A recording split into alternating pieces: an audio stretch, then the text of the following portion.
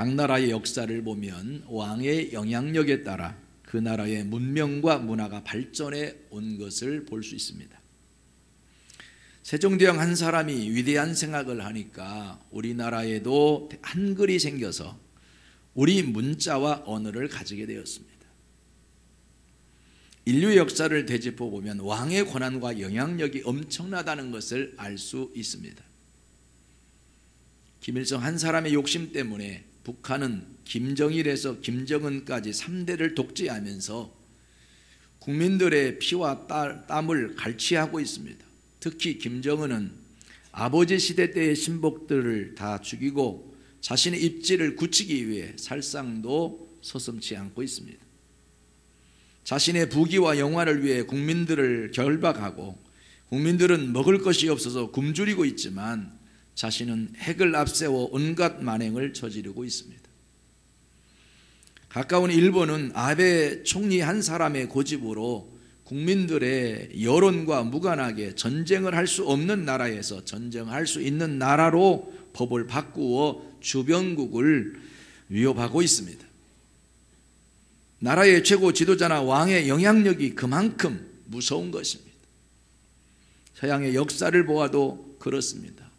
312년 콘스탄티누스 대제가 서로마 제국의 대제가 되자 이때부터 로마군의 방패와 깃발에 그리스도를 나타내는 휘장이 그려졌습니다. 라바룸이라고 불리는 이 휘장에 새겨진 로마군의 깃발은 서양 문명의 중심축이 헬라니즘 문화인 인본주의에서 헤브라이즘 문화인 신본주의로 옮겨가는 신호탄이 되었습니다. 이듬해인 313년 2월에 콘스탄티누스 대제는 밀라노 칙령을 발표하여 300년 가까이 혹독하게 탄압받아오던 기독교를 공식 승인하고 기독교를 국교로 삼았습니다. 그로 인해 로마 제국을 지배하던 그리스 로마의 수많은 신들이 밀려나고 그 자리를 기독교의 하나님이 차지하게 되었습니다. 그 이후 서양 사람들은 1700년 가까이 하나님을 믿고 지속적으로 섬겨왔습니다. 그 결과 서양 문명은 곧 기독교 문명이 되었습니다. 왕 한 사람이 이처럼 엄청난 영향을 끼치는 것입니다. 신앙이 왜 중요하냐면 신앙은 내 마음의 왕을 모시는 일이기 때문에 그렇습니다. 종교에만 국한하는 것이 아니라 내가 어떤 왕을 모시고 사느냐에 따라서 내 가치관이 달라지고 삶이 달라지기 때문에 그렇습니다. 유교가 우리나라에 들어오니 제사를 지내는 풍습이 생겼습니다.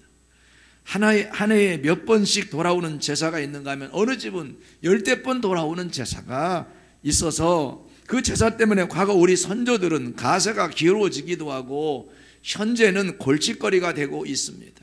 제사 때문에 집안 형제끼리 원수가 되는 경우가 많습니다. 제사 지내는데 돈이 들어가기 때문에 그렇습니다. 그리고 음식 하느라 고생해야 되고 손님 치느라 힘드니까 며느리들이 서로 떠넘기려 하다 보니 집안 형제끼리 원수가 되는 경우가 많습니다. 그뿐이 아닙니다. 제사 때문에 교회에 나가겠다고 결단하면 핍박하는 경우도 있습니다. 어느 문명이든 신은 종교에만 영향을 끼치는 것이 아닙니다. 종교뿐만 아니라 종교 밖으로 나가 일상적인 일상적인 문화에까지 영향력을 끼치게 되어 있습니다. 그래서 학문이나 문학, 미술, 건축에까지 영향을 줍니다. 한 사람의 왕의 결단으로 서양의 기독교 문화로 정착하게 되고 기독교가 정착함으로 결국 잘 사는 나라가 되는 복을 얻게 된 것입니다. 영적으로도 마찬가지입니다. 그래서 성경에는 예수님을 왕으로 묘사했습니다. 예수 그리스도의 왕되심은 구약의 메시아 예언에서 시작됩니다. 여러분도 잘 알다시피 예수님이 탄생했을 때 동방의 박사들이 왕에게 드리는 대표적인 예물인 황금을 아기 예수님께 바쳤던 일이 있었습니다. 저는 오늘 본문 말씀을 근거로 해서 왕으로 오신 예수님이 우리에게 끼친 영향은 무엇인지, 기묘자라고 불릴 만큼 특별한 왕을 시온에 세우게 된 이유가 무엇인지 성경 말씀을 통해 살펴보며 은혜 받기를 원합니다. 첫째로 시온에 세우신 왕은 왕 중에 왕이시기 때문에 그렇습니다. 따라합시다. 왕 중에 왕이시다. 오늘 본문 시편 2편 1절로 6절 말씀을 함께 읽어보기를 원합니다. 같이 읽으시겠습니다. 어찌하여 이방 나라들이 분노하며 민족들이 헛된 일을 꾸미는가? 세상의 군왕들이 나서며 관원들이 서로 꾀하여 여호와와 그 기름 부음 받은 자를 대적하며 우리가 그들의 맨 것을 끊고 그의 결박을 벗어버리자 하는도다. 하늘에 계신 이가 웃으시며 주께서 그들을 비웃으시리로다. 그때에 분을 바라며 진노하사 그들을 놀라게 하여 이르기를 내가 나의 왕을 내 거룩한 산 시온에 세웠다 하시리로다라고 했습니다. 이 말씀은 세상의 불신 세력들이 하나님에 대하여 대적하는 장면을 묘사하고 있는데, 어떻게 묘사하고 있느냐 하면 하나님을 알지 못하는 불신 세력들이 하나님에 대하여 분노하는 장면을 그대로 기록하고 있습니다. 여러분, 분노라는 것은 성경은 민족들의 허사라고 말하고 있습니다. 얼핏 보면 꼭 정의를 말하는 것 같고 합당한 반발같이 여겨지지만, 분노는 자기의 욕망이 이루어지지 않았을 때 생기는 감정입니다.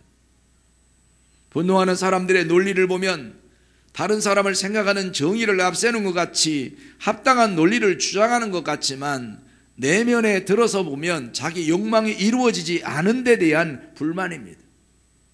이처럼 불신 세력들이 그리스도를 향해 도전장을 내미는 이유는 표면적으로는 그 맨 것을 끊고 그 결박을 벗어버리기 위함이라고 했지만, 자세히 내면을 들여다보면 메시아를 통한 하나님의 주권적 통치에 대하여 불만을 품고 분노하고 있는 것입니다. 세상의 불신 세력들은 실제로는 여호와를 알지 못하고 예수님이 기름 부음 받은 자임을 모르는 사람들입니다. 그런데 예수님을 믿는 사람들을 보면 자기들이 하나님의 백성이니 선택된 자들이니 하면서 특별한 사람처럼 행동하니 자신들의 정권 유지에 걸림돌이 된다고 생각했습니다. 사실 그렇습니다. 옛날이나 지금이나 악하고 불법적인 권력자들일수록 기독교가 자신의 정권 유지에 최대의 방해물이 된다고 생각했습니다. 초대교회 당시 로마도 세계를 정복하는데 최고의 걸림돌이 예수 믿는 사람들이라고 생각했습니다. 그러다 보니 엄청난 핍박이 시작되었습니다. 여러분, 예수 믿는 사람이 있으면 이 독재 정권자들이며 또 불신 세력들은 자기의 세력을 유지하는 데 지장이 있다고 생각하는 것입니다. 왜냐하면 기독교는 유일신 하나님 사상을 가지고 있기 때문에 왕 후에 만왕의 왕 되신 하나님이 계신다, 이 창조자 하나님이 계시다, 그분은 우리가 믿는 전능자요, 이 하나님은 살아계신 하나님이기 때문에 이분이 심판하시고 이분이 다 판단하실 날이 오기 때문에 그분의 말씀대로 살아야 되고 그분이 명령하신 대로 살아야 된다고 하는 하나님 유일신 사상이 존재하고 있기 때문에 그들이 그것 때문에 기독교인들에 대해서 부담스러워하게 돼 있어요. 왕의 말보다도 대통령의 말보다도 하나님의 말씀을 더 중요시 여기고 사는 신앙인들이기 때문에 특별히 잘못된 세력일수록, 잘못된 정치 세력일수록, 정권을 잡은 자일수록 더 기독교인들을 없애고자 하는 이유가 있습니다. 기독교의 말씀의 내용들을 보면 공의로 판단하고 정의로 다스리라고 말씀하고 있기 때문에 그것을 믿고 그렇게 주장하고 말하고 있는 사람들을 그냥 놔두면 정권 유지가 안 된다고 생각하기 때문에 기독교인들을 박해하기를 원하는 거죠. 로마도 세계를 정복하는데 최대 걸림돌이 예수 믿는 사람들이라고 생각했기에 그들을 핍박하기 시작했던 것입니다. 콜로세움에서 며칠씩 굶긴 짐승들에게 찢겨서 죽게 하고 핍박함으로 예수 믿는 사람들이 결국 지하 카타콤으로 들어가 숨어 살게 되었습니다. 네로가 자기를 위해 궁을 지으려고 한 곳에 황제와 로마 군중이 함께 즐길 수 있는 궁을 짓겠다고 세운 것이 콜로세움입니다. 그곳에서 검투사들이 칼을 들고 싸웁니다. 이긴 자가 패한 자를 죽이려고 하면서 왕을 보면 왕은 엄지를 위로 향하든지 아래로 향하든지 합니다. 위로 향하면 살려주라는 신호요, 아래로 향하면 죽이라는 신호입니다. 아래로 죽이라는 신호를 보내면 바로 검투사는 그 쓰러뜨린 자를 죽입니다. 그러면 그 광경을 보면서 왕과 모든 관중들이 모두 열광하며 환호합니다. 어떤 데는 지하 수로를 통해 물을 가득 채워 무대 위로 올리면 해적선이 여기저기서 나타나 해상 전투를 합니다. 마지막 한 명이 남을 때까지 전투를 합니다. 그 광경에 황제와 군중은 열광을 하는 것입니다. 그러니 영원히 해가 지지 않는 나라라고 감히 로마가 망할 것을 상상도 못했지만 하나님이 개입하시니 그런 로마도 망하게 되더라는 것입니다. 여러분, 세상의 권력이 다 그 손에 있고 그곳에 있는데 영원할 것 같은 그 권력과 영원할 것 같은 그 나라의 권세도 다 망하고 사라지고 없어지는 날이 오게 되더라는 것입니다. 일제강점기 때도 마찬가지입니다. 불신 세력들이 예배당 강단에 일장기를 달아놓고 신사참배를 강요하는가 하면 공산주의는 유실론적 유물론 사상을 반대한다고 교인들을 투옥시키고 처형하는 바람에 교인들이 지하로 들어가게 되었습니다. 사실 과거 북한은 남한보다 더 기독교가 활발했던 지역입니다. 그에 대한 하나님의 반응이 4절에 기록되어 있는데 하늘에 계신 자가 웃으시며 주께서 저를 비웃으시리로다라고 말씀했습니다. 한번 따라합시다. 하늘에 계신 자가 웃으시며 주께서 저희를 비웃으시리로다. 하나님이 보실 때 인간들이 하나님을 대적하고 분노하는 모습이 가소로워서 웃는 것입니다. 아무리 세상적인, 아무리 세계적인 왕이랄지라도 하나님 앞에서는 아무런 힘이 없다는 것을 우리는 알아야 합니다. 아무리 세계적인 왕이라도 만물을 다스리는 주권자는 만왕의 왕이신 하나님이심을 인정해야 하는 것이 옳습니다. 믿으십니까? 여러분, 사슬 벌었던 정권, 여러분 세상의 모든 권력을 다 잡고 모든 사람을 다 주관하고 흔들던 그런 정권들, 그런 지도자도 다 죽고 다 여러분 무너져 버렸다는 사실을 알아야 됩니다. 일본에 대지진이 나니까 일본 수상도 꼼짝 못하고 사람이 만든 핵이었지만 하나님이 폭발시키니 그것을 만든 사람들조차 불안에 떨고 있습니다. 지금은 온 세계가 방사능 노이로제에 걸려 있습니다. 일본은 지구온난화로 인해 빙하가 녹고 자꾸만 바닷물의 수위가 높아지니까 자기들의 섬나라가 바다에 침수될 것을 우려해 전쟁도 불사하고 미래를 준비하고 있는 것이 아닌가 싶은 그런 일들이 생겨지고 있는 것입니다. 세상에 어떤 왕이든지 하나님을 대적할 때 하나님의 반응은 웃으심이여라고 표현하고 있어요. 다시 말하면 가소롭게 여기시는 그런 웃음을 웃고 계시다는 것이 옳습니다. 그러나 불신 세력이 아닌 우리 기독교인들의 입장에서는 하나님의 웃음이 너무나 믿음직스럽습니다. 그 웃음 속에는 하나님의 여유를 느낄 수 있기 때문에 그렇습니다. 또한 하나님은 웃고 끝나는 것이 아니라 결국에 가서는 승리의 개가를 울릴 것이기 때문에 그렇습니다. 내가 나의 왕을 내 거룩한 산 시온에 세웠다라고 말씀을 하셨는데 그것이야말로 만왕의 왕이신 예수님을 피로 값주고 산 교회에 세웠음을 선포하신 말씀입니다.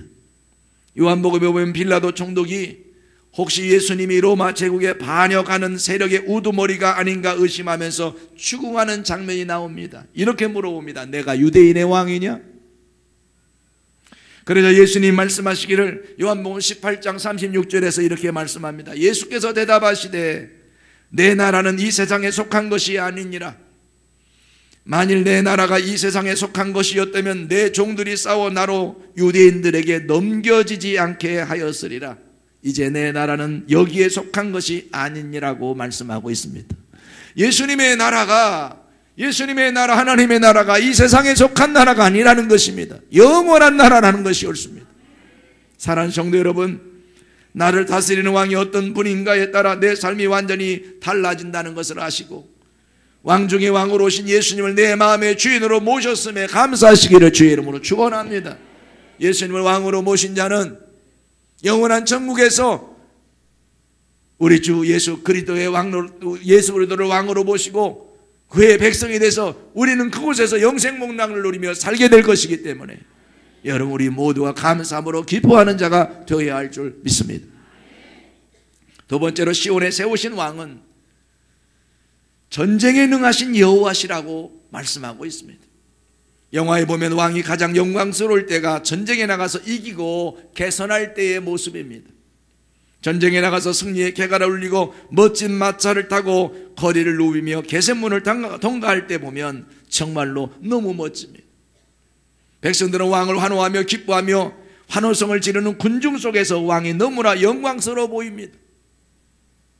시편 24편 7절로 8절 말씀에 보면 왕이 승리의 개가를 부르며 개선식을 하는 장면이 나옵니다. 함께 읽어보기 원합니다. 같이 읽겠습니다. 문들아 너희 머리를 들지어다. 영원한 문들아 들릴지어다. 영광의 왕이 들어가시리로다. 영광의 왕이 누구시냐? 강하고 능한 여호와시요 전쟁에 능한 여호와시로다라고 했습니다. 시편 24편은 전체적인 흐름이 장차 왕으로 오실 메시아를 예언하는 것이기도 하지만 문들아 너희 머리를 들지어다라는 말은 지금 승전하고 돌아오는 왕을 기쁨으로 맞이하기 위해 문을 활짝 열어줬지라는 시적인 표현입니다. 중요한 것은 8절에 기록되어 있는데 그렇게 영광스럽게 환영받는 이유가 강하고 능한 여호와시요 전쟁에 능한 여호와이시기 때문인 것이 옳습니다. 하나님은 강하고 능한 여호와이심을 믿으시기 바랍니다. 우리는 영적 전쟁 속에서 살고 있습니다. 우리의 삶에 예수님을 왕으로 모셔야 이 영적 전쟁에서 날마다 매일매일 승리하는 삶을 살게 되는 것입니다. 왜냐하면 예수님은 마귀를 멸하러 오셨고 실제로 마귀를 멸하셨습니다. 그래서 예수님과 함께하면 승리가 보장된 삶을 살게 되는 것이 옳습니다. 다윗은 항상 백성들에게 자신보다 하나님을 찬양하도록 했습니다. 전쟁에 나갈 때도 법궤를 모시고 나갔고 승리하고 돌아올 때도 그 법궤를 가장 선두에 세우고 개선식을 했습니다. 왜 그렇습니까? 이 법궤는 하나님의 임재의 상징입니다. 그것은 전쟁을 이기게 주신 하나님께서 선두에 서셨기 때문이라고 믿었고 그 하나님을 모든 자들에게 드러내고 그 하나님을 높이기 위해서 그랬던 것이 옳습니다. 유대인들은 이런 멋있는 왕을 가슴에 품고 있습니다. 사실 중동은 지금껏 전쟁을 일삼아 왔기 때문에 이스라엘을 구원할 메시아는 이처럼 전쟁에 능한 여호와를 기다리고 있는 것입니다. 그런데 낮고 찬한 말구 위에서 탄생하신 예수님을 메시아로 인정할 수가 없는 것입니다. 그들은 영적으로 눈이 어두워 영적인 전쟁에서 승리하는 예수님을 보지 못하고 있습니다. 사실은 영적인 것이 가장 중요합니다. 영적인 것이 현실에 보이는 3차원을 지배하고 다스린다는 것을 알아야 합니다. 내 꿈이 현실을 지배하게 됩니다. 우리가 잘 알고 있지만 예수님도 순환주간 첫째 날, 즉 종료 주일에 나귀 새끼를 타고 예루살렘에 입성했습니다. 고난의 종이 되셨지만 왕 중의 왕이 되심을 나타내신 것이요 겸손의 모범을 보여주신 사건이기도 합니다. 사실 왕 중의 왕은 겸손한 왕입니다. 현대인의 리더십 또한 권위가 아니라 겸손입니다. 전쟁 이긴 후 가장 조심해야 할 것은 교만이 아니라 여러분 겸손입니다. 우리가 살면서 승리에 입성을 할 때 겸손을 가슴에 새기는 여러분 겸손한 자가 되시기를 바랍니다. 잘 될 때일수록 겸손해야 할 줄로 압니다. 예수님은 죄인을 구원하시기 위해서는 절대로 질 수 없는 전쟁이었고 이미 이겨놓으신 전쟁입니다. 이미 그 전쟁에서 승리하시고 승천하셨습니다. 이러한 왕을 위해 우리는 문을 열어야 하는 것입니다. 마음의 문을 활짝 열고 승리하시는 주님을 모셔드리고 그 승리하신 예수님을 나의 주인으로 나의 왕으로 모시고 사는 결단이 있기를 주의 이름으로 축원합니다. 축원합니다. 세 번째, 시온에 세우신 왕은 영원한 왕이기 때문에 그렇습니다. 이 세상의 모든 왕들은 영원하지 않습니다.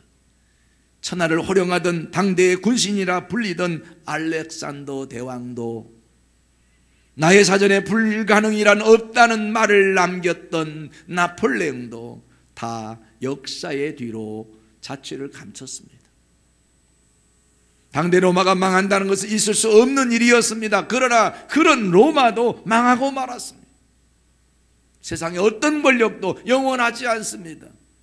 어떤 힘 있는 세력도 영원하지 않습니다. 다 시간이 가고 세월이 지나면 다 쇠하게 돼 있고 다 사라지게 돼 있고 역사의 뒤안길로 다 감춰지게 되어 있는 것이 옳습니다. 그러나 오직 예수 그리스도의 왕국인 교회만이 2000년이라는 오랜 세월이 흐른 지금까지도 사단의 온갖 방해와 침공에도 불구하고 영원한 왕으로 존재하고 있음에 우리는 너무도 감사할 일인 것입니다. 요한복음 16장 33절에서 예수님께서 제자들과 작별하실 때 승리를 약속하신 말씀이 있습니다. 세상에서는 너희가 환난을 당하나 담대하라, 내가 세상을 이기었노라. 한번 따라합시다. 세상에서는 너희가 환난을 당하나 담대하라, 내가 세상을 이기었노라. 할렐루야. 찬송가에도 보면 세상 나라들은 멸망받으나 예수교회 영영 왕성하리라. 지옥 권세 감히 해치 못함은 주가 모든 교회 지키심이라. 백성들아 와서 함께 모여서 우리 모두 함께 개가 부르세. 할렐루야. 세상 나라들은 멸망받으나 예수 교회 영영 왕성하리라. 이러고 앉아있다가 우리 하나님의 자녀들은 앞으로 어떤 전쟁에도 지는 법이 없습니다. 최후의 승리자가 되어 있습니다. 왜? 예수님을 나의 왕으로 모시고 예수님을 나의 대장으로 모시고 살기 때문에 그런 것입니다.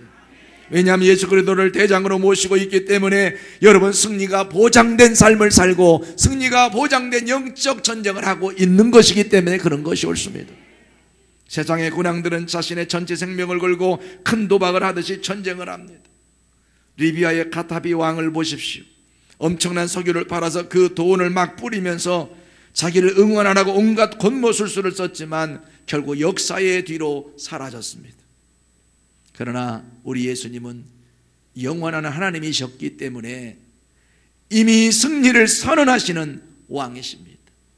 어제나 오늘이나 영원토록 동일하신 왕이신 것입니다. 왜냐하면 예수님은 세상이 낳은 왕이 아니라 하나님께서 보내신 왕이기 때문에 그렇습니다. 이 세상의 모든 나라가 이런 예수님을 왕으로 모시는 날이 올 수 있기를 주의 이름으로 소원합니다. 그래서 여러분, 우리는 세계에 복음을 증거하는 선교하는 민족이 되어야 되고 선교하는 성도가 되어야 할 줄로 믿습니다. 이처럼 왕 중의 왕이시요 전쟁에 능한 왕이시요 영원한 왕이신 하나 예수님은 우리의 모든 결박을 푸시고 진리를 통해 참자유를 허락해 주시는 것이 옳습니다. 이 예수 그리스도를 믿으면 여러분 죄에서 자유를 얻게 되어지고 모든 결박에서 다 풀려나서 참 자유와 기쁨과 행복을 누리게 되는 것입니다. 예수 결박 부으셨도다. 나의 결박 부으셨도다. 모든 결박 부으셨도다. 나는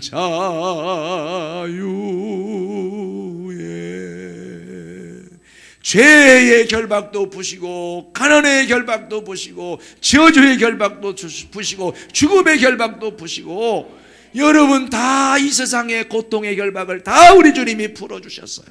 그 예수를 믿는 자마다 여러분 멸망치 않고 영생을 얻을 뿐만 아니라 여러분 우리 모두는 그 우리 주님과 함께 승리의 축복을 누리게 되는 것이 옳습니다. 이 왕을 잘 모시고 섬겨서 행복하고 평화로운 삶을 사는 복 있는 성도가 되시기를 주의 이름으로 축원합니다. 죄에서 해방, 가난에서 해방, 저주에서 해방, 죽음에서 해방되고 여러분 축복의 주인공으로 살아가는 주인공이 되기 원하시면 예수님을 나의 왕으로 모시는 겁니다. 믿고 따르는 겁니다. 그러면 여러분 하나님 나라에서도 주인공이 되고 이 땅 위에서도 그 축복을 누리는 축복의 주인공이 될 줄로 믿습니다. 여러분 사람이 나의 왕이 아니에요. 여러분 나의 영원한 왕은 예수 그리스도이십니다. 여러분 왕의 어명 앞에 거여가는 자는 사약이요 죽음이요 극형이요. 우리 주님을 왕으로 모신 자는 주님의 명령이라면 그 앞에 무릎을 딱 꿇고 받게 돼 있는 거예요. 어명이요 하면 무릎을 딱 꿇어야 돼요. 어명이요 하는데 말해봐 죽는 거요. 그런데 어명이 뭔데? 죽는 거요. 어명이 하면 무릎을 딱 꿇어야 돼. 딱 꿇고 말씀하시옵소서. 어명이 딱 떨어지면 자기의 계획은 어명 앞에 다, 어명 앞에 자기의 모든 계획은 다 변경해야 되는 거예요. 어명, 여러분, 예수님을 나의 왕으로 모시면 예수님의 말씀이라면, 예수님의 뜻이라면 거기에 다 맞춰야 예수님을 나의 왕으로 모신 자의 삶을 사는 거란 말이에요. 그런 자가 여러분 천국의 주인공이 되고 최후의 승리자가 됨을 기억하시고 예수님을 왕으로 모신 여러분 되시기를 주의 이름으로 축원합니다. 인사합시다. 예수님이 나의 왕이십니다. 예수님이 나의 왕이십니다. 예수님이 나의 왕이십니다. 예수님이 나의 왕인 삶을 사는 복 있는 여러분 되시기를 바랍니다.